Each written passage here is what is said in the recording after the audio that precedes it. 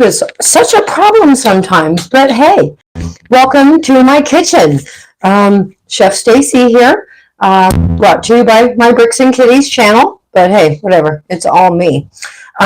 Today, I wanted to show you how to break down some vegetables, some really important vegetables.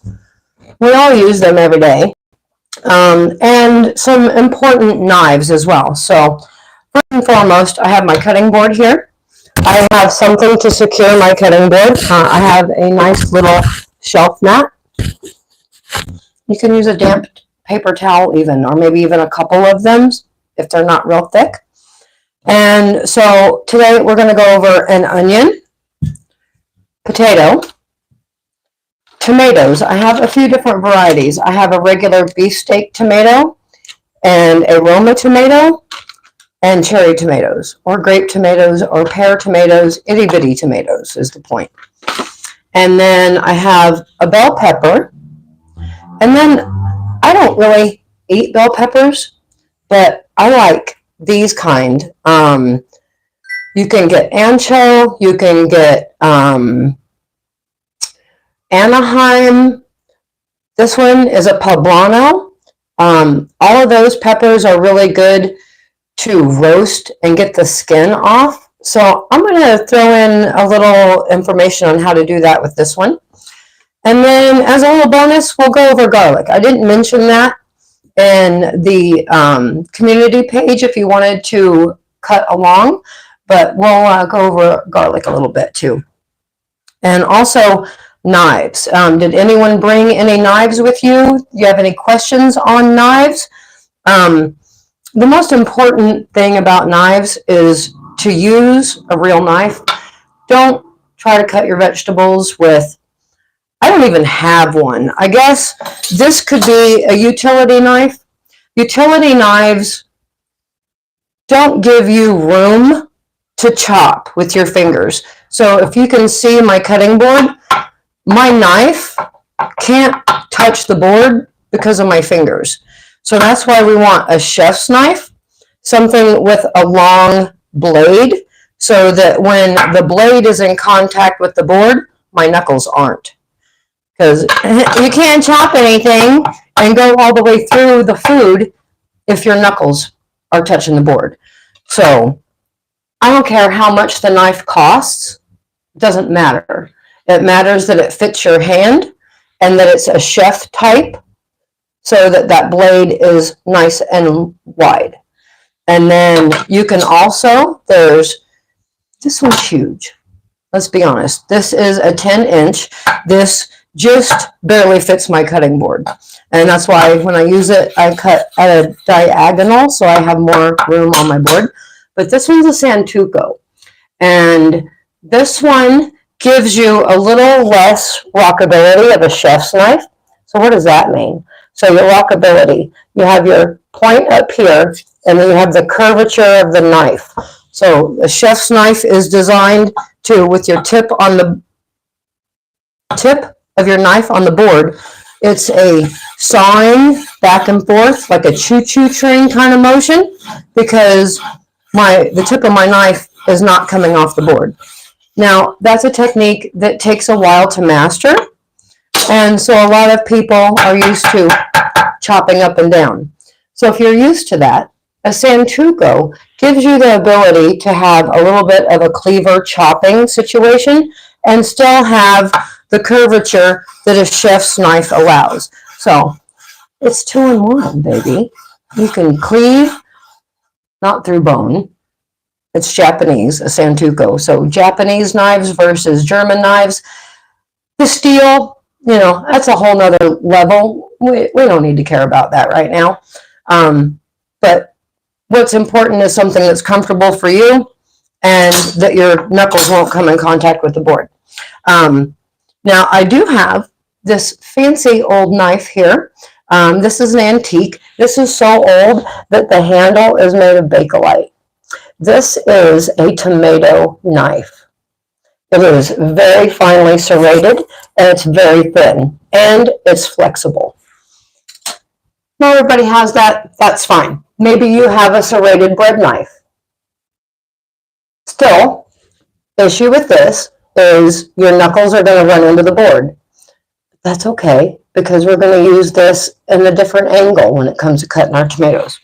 All right, enough gabbing. Let's get started. Also, I have a bench scraper, and somewhere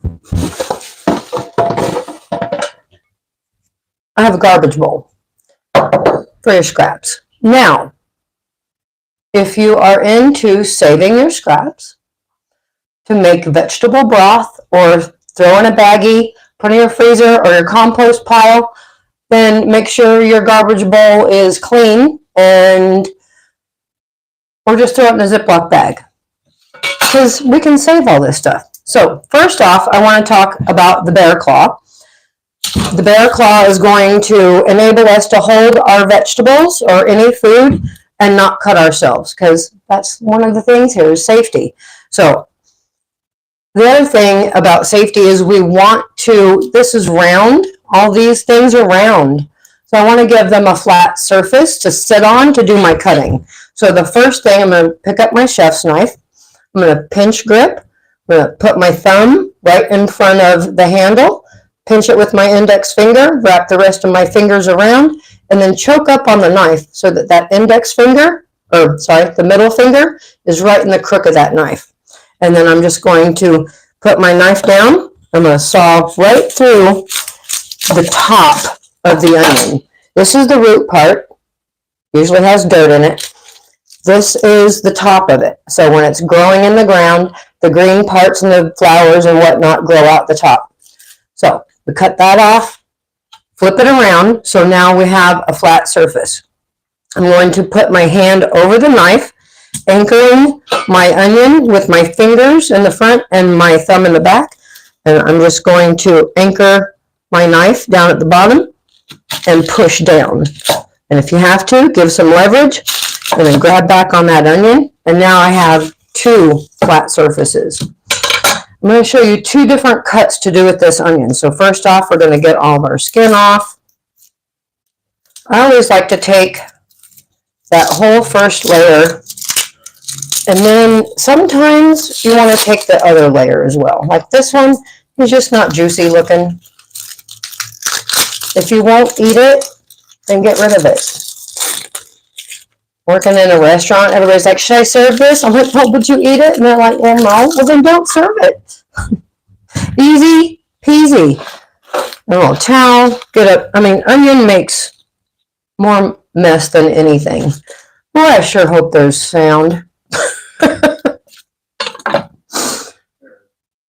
And so I'm going to peel off the layer of this one as well. And we've got Penelope out there. Hi, Penelope. Thanks for joining. All right. And you guys, this will turn into a video. So if you're at work or driving or whatever and you want to figure all this out later at home, go for it. It'll be a video for you. So 2 halves of an onion. If you have a whole onion, we all love onion rings, right? Well, when they make onion rings, they cut the onion this way. They cut it across the little lines. Think of that as the waistband of your stretchy pants. If you pull on your stretchy pants, I'm wearing some right now, thanks yoga pants. If you stretch it, it stretches, right? So if you cut across the grain of the onion, it will stretch. Why do we want our onion to stretch? Well, you don't. But what that does is it makes it tender, easy to bite. So like onion rings, right? They're easy to bite and they're easy to chew, and the onion gets softer inside. Now, if you've ever had stir fry and you get onion petals, we're cutting with the onion this way, it's called a saute cut, and it's going to let the onion keep texture.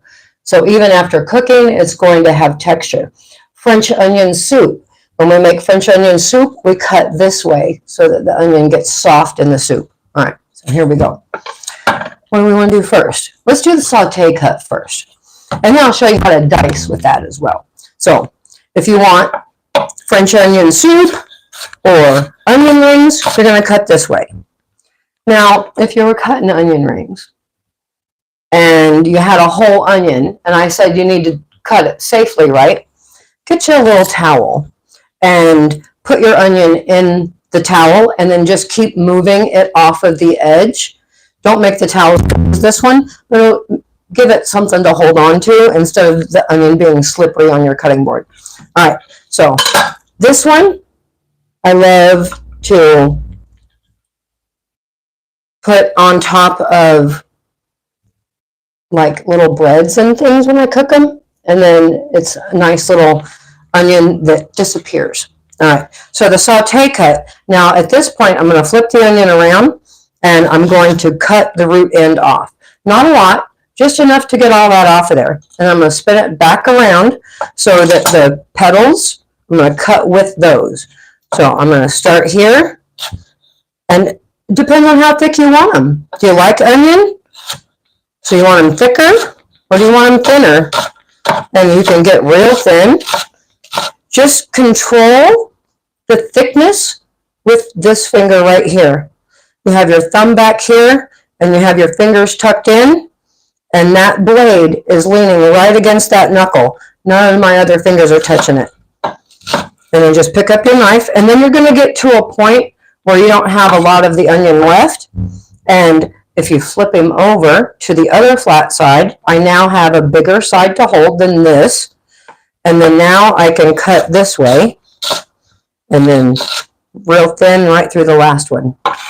And then so that's our saute cut. Guess I'm having stir-fried vegetables tonight. Let me find a tray to put all this on. And then dicing. Now, there's all kinds of chefy ways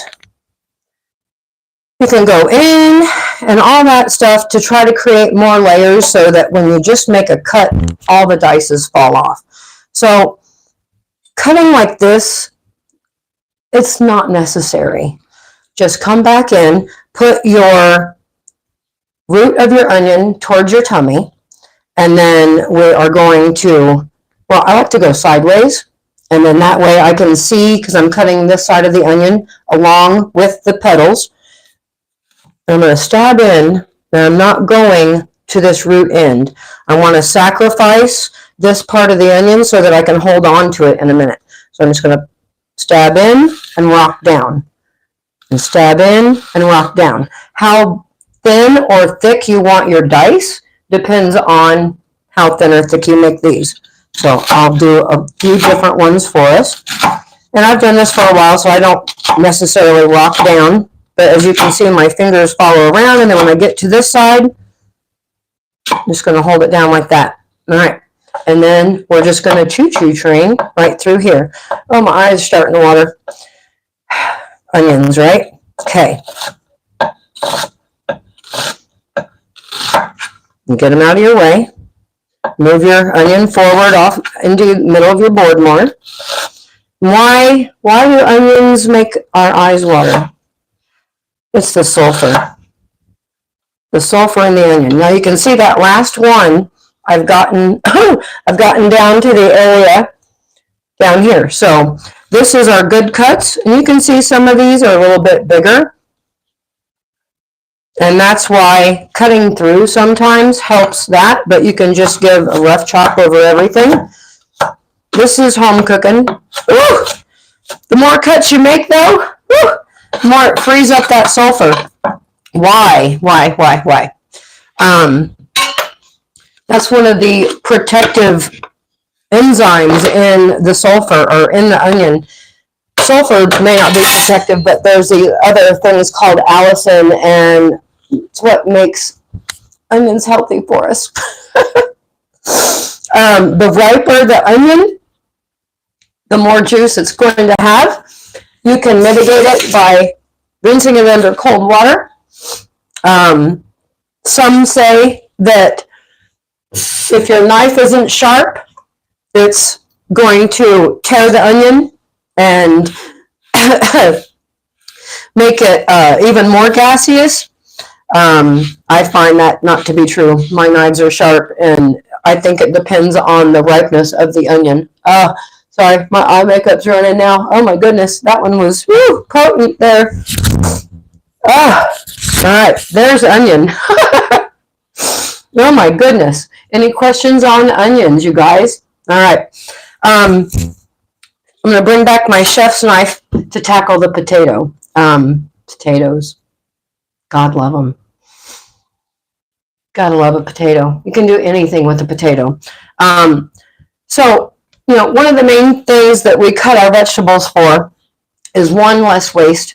Two, because if you can buy chopped onions, but don't do that. The price per pound is, I know it's convenient, but chop your own veggies. I mean, you're going to lose out all of those fumes in a pre-bought chopped onion at the produce section of your grocery store. All the health benefits are going to be ruined.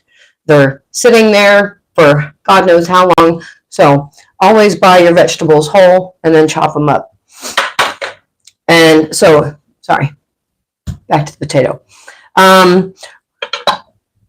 Cutting everything to the same size helps it cook to the same rate.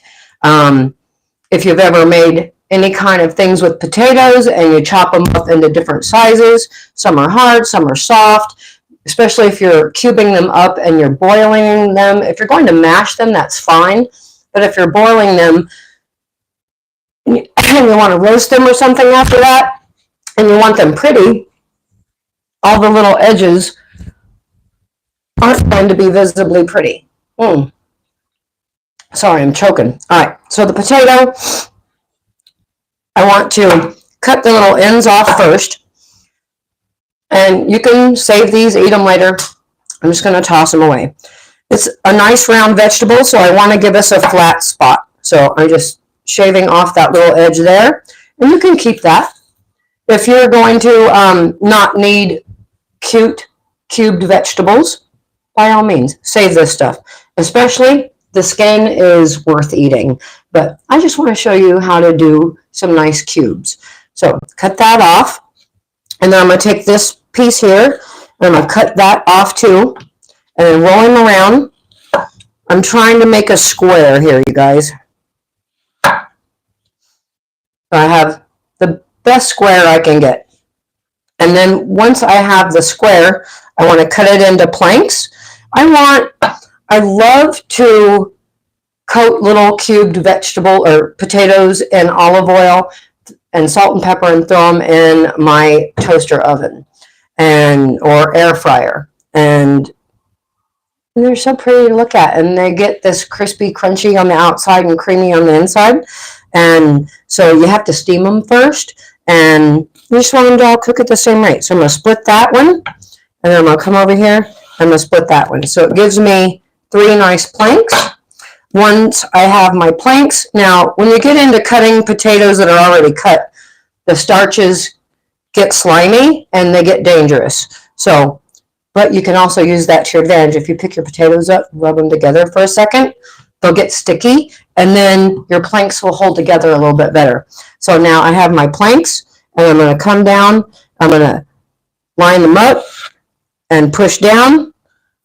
Tip of my knife is down, rock down, and now I have 9 sticks. So if you wanted French fries, nice thick fries, you can do that. But I want some nice cubes.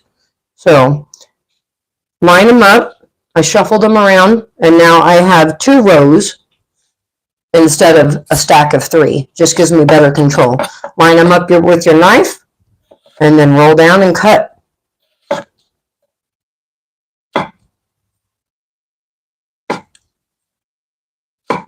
And I'll tell you what, it's fun, visually appealing to eat, and then there you have some nice little cubes. They are minus the skin though, so we're not selling these, right? It's just for us. And then, so we're going to come back along, and with our skin, cut those into 3. And I know it seems counterproductive, but I'll tell you one thing, that when the skin gets crispy in the toaster oven, these are my favorite parts. They have more skin and less potato than if you just left them on. And so we've used every bit of our potato. There we go. And if you're going to use these for anything straight off, you can rinse the starch off if you want to. I don't.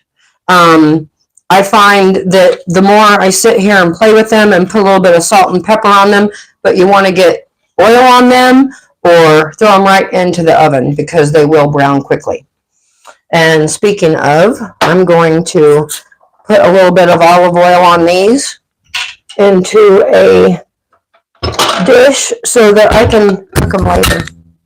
And the olive oil is probably not going to help them to not brown too much because that's what acidity does. But I'm just going to take my chances with a little bit of coat of oil and then put a lid on that and put those in the refrigerator for dinner for later. All right. Now, bell pepper. I don't like to eat bell pepper. I just don't like the flavor, but it's a fun vegetable to chop. So we have a top and a bottom. Did you know how to tell the difference between a male and a female pepper? Do we need to know the difference between a male and female pepper? I don't think so. But notice how this one has 4 lobes. He's a male. The 3 lobe ones are a female, or vice versa. But that's how you tell the sex of them, is if they have 3 or 4. But we don't really care. You like eating foods, Belinda? Right on. Then you'll maybe benefit from this. So what do we want to do with it? Do we want to cut it into rings? Do we want to dice it? I think dicing. Real simple though. You're going to take your knife, bear claw up, and you can see how deep this is. You want to go a little deeper than that because if I just do the top, I'm just going to get the top off. So I want to go a little bit deeper than where his little belly button is. And you could hear I was cutting through that. And so you have an edible portion here. You can save this. We'll chop that later. And then you have this. You're going to go in. You're going to pull out. And we can take a little knife, or this is if you wanted to use this to stuff it. You can go in with a little knife and cut those out, or a spoon and cut along, just drag your spoon along the edge and get all of those out. But I want to show you how to dice it. So we have it open. I'm going to flip it around and cut his little bottoms off, all of his little feet. We'll put that over to the side as well. And then I'm going to take my knife right through 2 of the sides. I'm going to focus my knife right through there. I'm just going to cut down. And what that does is that's going to allow me to open the pepper up. If you didn't cut through enough, cut through his little stem there. And then lay this flat. It will break, so I'm just going to mitigate that and cut it in half. And then I'm going to come in and edit this little part here. And then use your knife. You can get a smaller one. This would probably be good time for a paring knife. But, you know, geez, who wants to dirty 400 knives? But we're already doing it, so let's go for it.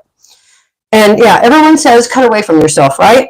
Well, in the chef world, sometimes you have to cut towards yourself. Sometimes you're doing handwork, and it has to be done. So trust yourself. I find more times if I'm cutting away, I put too much pressure on it, and I've cut the end of my finger trying to cut away from myself. So I'm just going to hold this thing here, kind of like coring an apple, slicing an apple, hold it down like that. Come in and cut those off. These have bitterness, and a jalapeno or a pepper with more, with capsaicin in it, this is where the most of your heat is. Not that there's not heat all in the pepper, but they're concentrated in the membranes. And so the bitterness in peppers is also in the membranes and the seeds. All right, so this is going to be a test for our knives.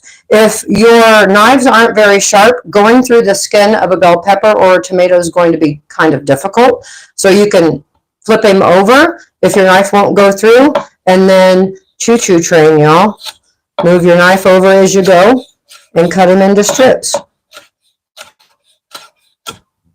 And then once you have it into strips, and this doesn't matter. If you cut with, there's no grain to a bell pepper, like on an onion, doesn't matter.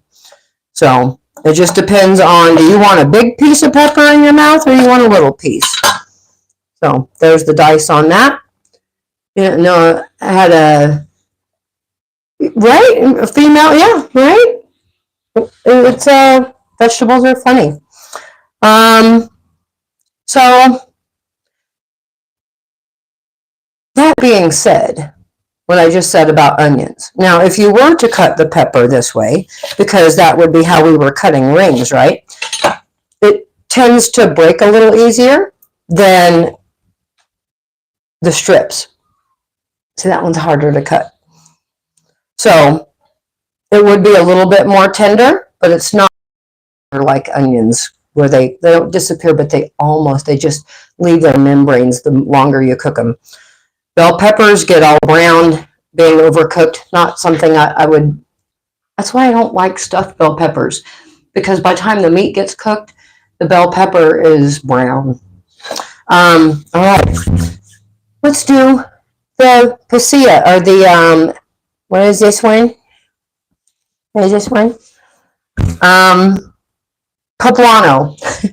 Now the poblano, we are going to just cut the top off, cut his bottom off, and I'm going to stand him up, and I'm going to cut down like we did on the pepper to open him up like a book.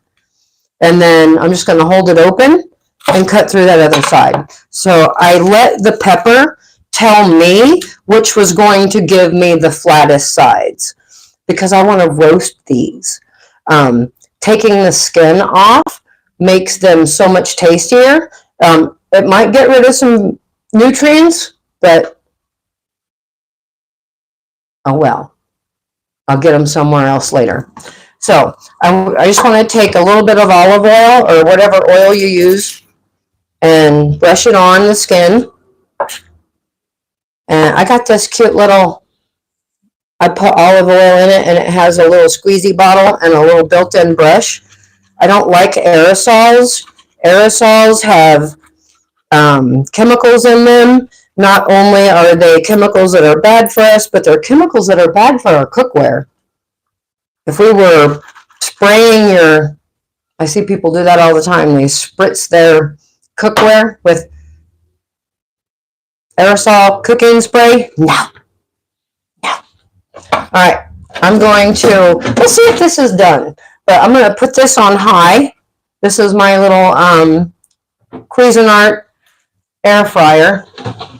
At the end of the day, an air fryer is an oven with a fan. So if you have an oven with convection, you can do it in there as well.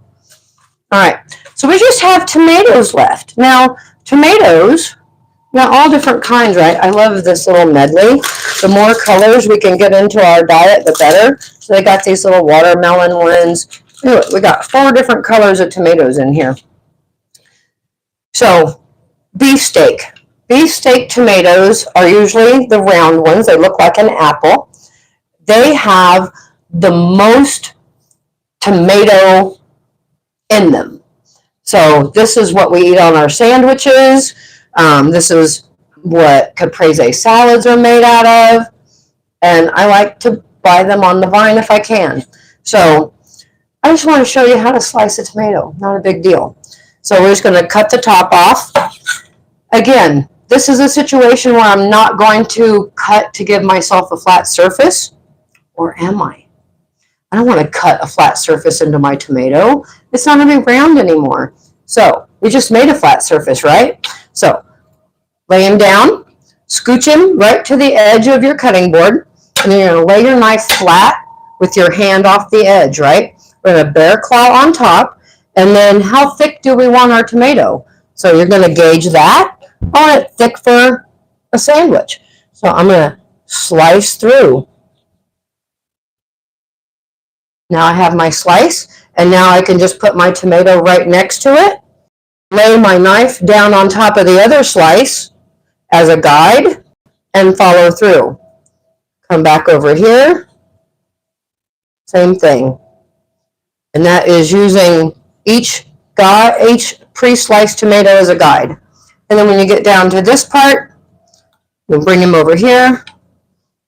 Bear claw, pinch grip right on top. When I'm getting to this part, I can grab onto that little flap and just go slow and get that part off of there. And there we have, see the beefsteak tomato, also known as the wagon wheel. It has lots of texture for us. Now, Roma tomatoes look like eggs. These are great for salsa and for dicing into your salads. So this one I'm going to kind of cut like our bell pepper. I'm going to cut his top off and his bottom, and I'm going to stand him up, and then I'm going to cut right through 2 of those membranes, and I'm going to open him up. And as I open it up, though, I'm going to take my knife at an angle, and there's the core inside, just like on the wagon wheel, right? So I'm going to bring my knife to cut around this core on the inside of this Roma. And I'm going to do that by pushing with my fingers this way and pulling with my thumb as well. So pushing, I even have my fingers on my knife, pushing my knife that way. And see, it kind of rips and tears, and then it'll open for you. And then just spin them around and cut down. I'm leaving my knife flat on the tomato, and then all the way around. And then you have the core, you get rid of that. Pick up your tomato and scrape all of that out into your garbage bowl. This is about the meat of the tomato, not about the juiciness. You want juicy? You have beefsteak. All right, so now we have our plank of tomato. And then, so do you want strips? We've been through this before, right? Do you want strips or do you want dice? If all that's intimidating, just do a few of them. Line them up, push all your little edges against your knife, and then dice them up. All right, now cherry tomatoes. How are we going to give ourselves a flat side on these? Now, I've seen many instructional videos out there. They tell you, you can get 2 lids from your jars and sandwich them in between, which is fine, but I don't keep lids around. So the best thing is find some of your tomatoes that are the same height. Grab your bread knife, put your hand right on top, and you see my hand, I'm making it as curved up as I can so I have as much flat surface of my hand as possible.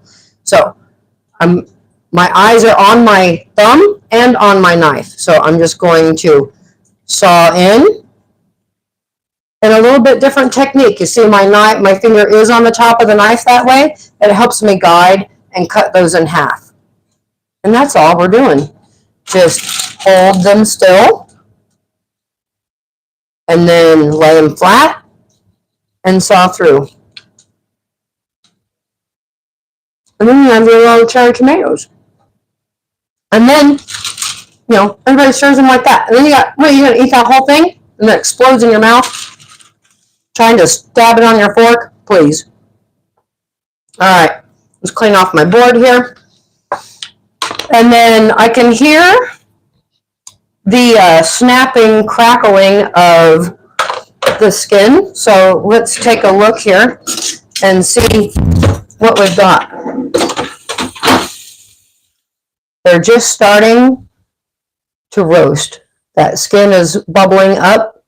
I'm going to flip them around. I can see that there's a hot spot there. I'm going to flip them around and let them go for a little bit longer. Those are skin side up in the toaster oven. All right, so little bonus. Any questions so far, you guys? Doesn't look like we have any questions yet. Okay, I just want to talk about garlic real fast. When I shop for garlic, I want to make sure that I buy the tightest bulb that I can. And I like to look for the ones that are kind of dark. This one you can see has some purple under it. I know a lot of garlic can come from China and they bleach it. And so I can tell that this one's never been bleached because you can see the purple in it. So we're just going to peel the paper off and liberate one little clove. Now, I do have a fancy tool. It is called a garlic remover. It's just this little silicone tube, and you can put that in and squish and roll, and it peels the paper right off for you. Not everybody has that, right? So let's get us another little clove. And it's hard to do this and not, to peel garlic and not smash it first, right? So that's the thing though. So if you I cut it through, and then you can try to get it to peel. And then you can cut off this edge. And then I didn't cut all the way through. I cut a little bit, and then it allows me to get that edge to start peeling. And then you just peel all that off. But at the end of the day, why do you need a whole one? Well, if you want to make a garlic infused oil on the stovetop, then you're going to want to eat a bear claw up on that garlic, and then you're going to use the back part of your knife, not the front. You have more control back here, and then I'm just going to start my little chopping motion and then bring it towards the food. Start out here first because I'm chopping small and fast, and then run into the food. And then, you get down to that little nubbin, flip him over, and then just hold it with that one finger, and then chop. And then now you have some nice sliced garlic to infuse in your oil or whatever. Or if you want to fry them and make garlic chips even. And then let's talk about, I mentioned allicin in onions before, so that's one of the healthy compounds in garlic. It is not released until the garlic has been chopped for about like 10 minutes or so. So I just cut that little nubbin off. I'm going to lay him down flat, or as flat as I can, right? Give him a flat side. Cut him in half. Now I have 2 flat sides. I'm going to lay my knife down flat on the board with the handle off the edge, and I'm just going to give a good whack. Smashing that garlic. Same one. Smash. And now I'm going to scrape them up. I have this little pile of smashed garlic. Grab a little bit of salt. Salt is the sandpaper here, and that's going to help break it down. So you can just use the salt as an abrasive and use the side of your knife. I'm putting my finger here and my other fingers on this side, using it as a pushing down motion, using the blade of the knife to smash that garlic. And so this will give you the ability to make a garlic paste that will disappear in your dish, and you won't have chunks of garlic. So do you want chunks of garlic, or do you not want chunks of garlic? There we go. That's garlic. Ooh.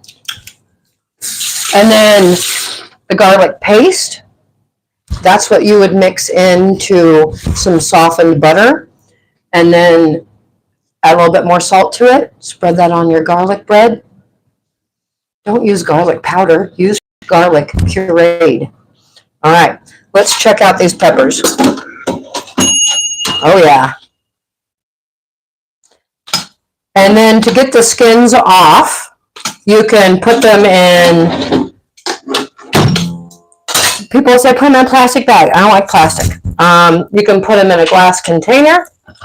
You can put them in whatever. You can cover them with a towel. The point is we want to encapsulate them for a moment right as they come out so that they can sit in there and steam for a minute. And then once that happens, we can pull the skin off. But I'm a rebel, so I'll show you how. And it's real simple. It will be easier. You can just grab the back of your chef's knife and start scraping. You don't want to scrape too hard.